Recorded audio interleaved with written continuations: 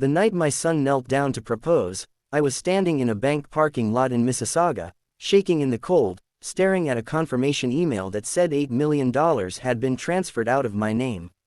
If you stay with me to the end, you'll understand why that moment didn't break me, it finally set me free. I raised my son alone after his father passed away when he was 10. We lived modestly, moved apartments often, and I worked 2 jobs for years, one of them cleaning offices in downtown Toronto long after everyone else had gone home. What my son never really knew was that before I married, I had inherited shares in a family business back in Europe. I never touched the money much. I let it grow quietly, like a safety net I prayed I'd never need. By the time I turned 62, it had become $8 million. To me, it wasn't power or luxury. It was peace. My son, Daniel, did well for himself. He worked in tech, drove a nice car, lived in a condo overlooking the lake. Somewhere along the way, our conversations changed. When I talked about budgets or long-term care planning, he'd laugh and say, "Mom, you're too old to worry about money now. Just relax. Let the younger generation handle things." He didn't say it cruelly, but it stung every time. Too old, as if experience had an expiry date. Then he met Sophie. She was charming, confident, and very aware of appearances. She talked about destination weddings, private schools for future kids, and a certain lifestyle. I tried to connect with her, but I always felt like I was being measured and found lacking. Once, at dinner, she joked, "At least Daniel won't have to worry about supporting his mom forever." Everyone laughed. I smiled, but something inside me went quiet. A week later, Daniel came to me with papers. He said it was just smart planning.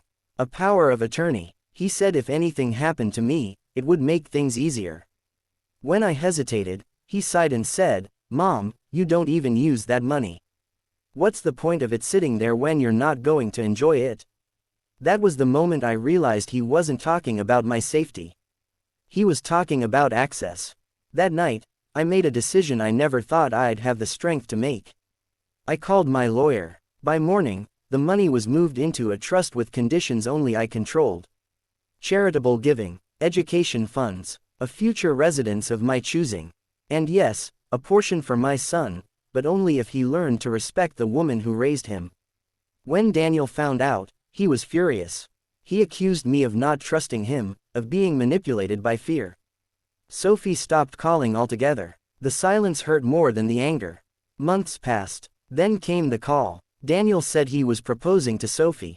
He wanted me there. I almost didn't go. At the small gathering, just as he pulled out the ring, Sophie's mother whispered something sharp to her. Sophie's smile faltered. Later, in the kitchen, she confronted me. She asked, very directly, if the rumors were true. If I'd locked away my money. I nodded. Her face changed. Not angry, calculating. She asked what that meant for Daniel's future. For theirs. I told her calmly that it meant my money would be used for good, not entitlement.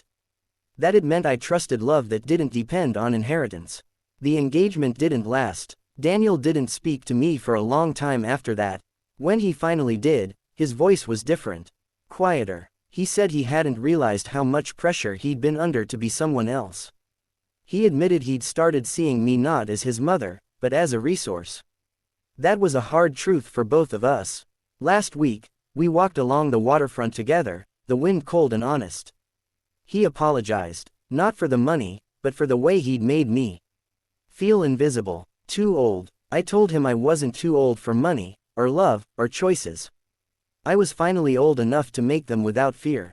And if you're wondering why I started this story with a proposal and a discovery, it's because sometimes the biggest inheritance we leave our children isn't money at all. It's the lesson that respect has no age, and love can't be bought, no matter how many millions are on the line.